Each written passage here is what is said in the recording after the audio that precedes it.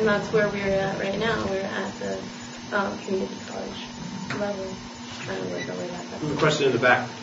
If I could follow up, I'm sorry. To me, again, it's a social priority. All of our children are bright. We don't have any children that are dumb.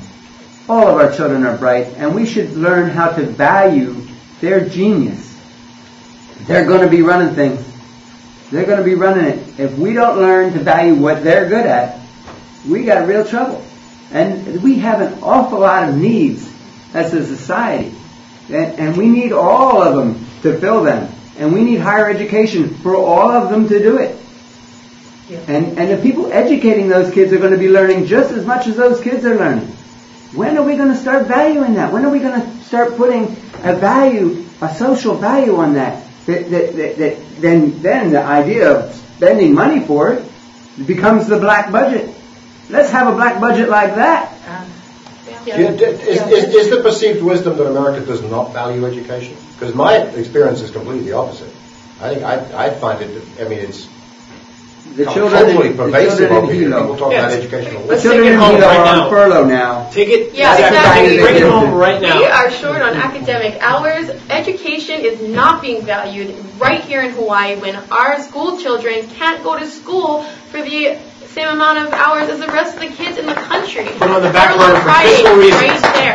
I mean, come on, sports, arts, all these culturally important programs are what's being cut in education. And I mean, no one's saying, hey, we need more war, we need more guns, we need more weapons. If you listen to people, that's not what they're asking for. They want health care, they want education, they want justice. And there they are at the very bottom of our budget. And it's unfair. And if you noticed in the Sunday Supplement magazine, the Colin Powell and his wife have started a program to move ahead on the dreadful situation of the number of kids who never graduate even from high school.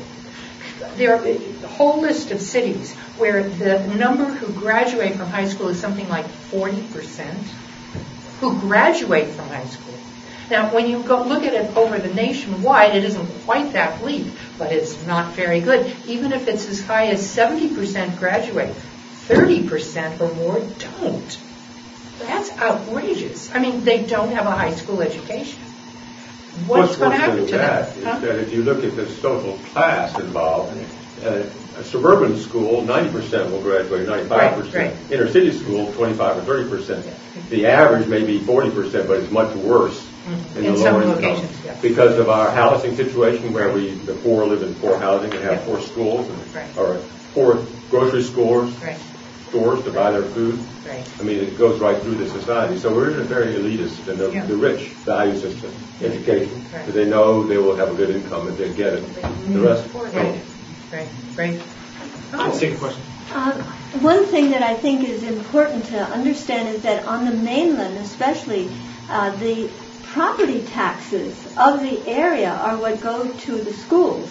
So if you're in a Beverly Hills, 902 and all, you are going to have fabulous teachers, a wonderful thing. But if you're in the Watts area, you're going to have horrible teachers and horrible school situation.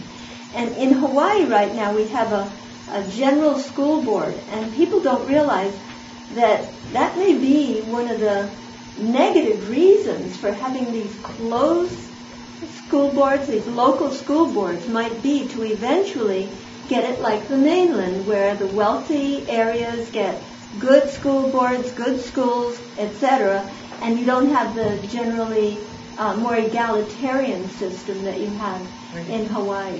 Well, I'm not convinced that that's a solid argument. No, I mean, the highest per capita student cost in the country is Washington D.C. It has some of the lowest scores. There's an awful lot more to it. I mean, it's social more than it is educational. You can't just throw money at education and expect kids to come out and graduate. Right, and then we're talking health care, and we're talking housing, we're talking employment, we're talking we're talking society. And where these children are coming out of, and that's what it is. And if we would like to save some money and put it to a better use, we could save $3 billion a year if we were not funding the apartheid regime in Israel. And that's what it is. Segue. I attended a conference in Honolulu this past weekend, put on by the Sabeel Friends. Sabeel is a Palestinian Liberation Theology Center in Palestine, and it has been working all these years to develop peaceful relations with the apartheid-making regime. And there were several points that I did want to mention. First of all, Anna Balzer, an American Jew who has made it her life work to work towards peace in Palestine and Israel, made very clear that we understood the differentiation between Jewish, Israeli, and Zionist. Those are three very different things. Jewish is a religion. Jews are like Christians, like Muslims. That's a religion. Israel is a nationality. Zionist is the exclusive, the regime that puts the Jews in an exclusive situation in that country. So if you are against the apartheid regime, you are not anti-Jewish. That is something else. You are anti-Zionist, that's it. But the theme of the conference was, what does justice require of us? And it says to do justice and to love kindness and to walk humbly with God and your neighbor. And that was the focus of this conference, and it was very fascinating.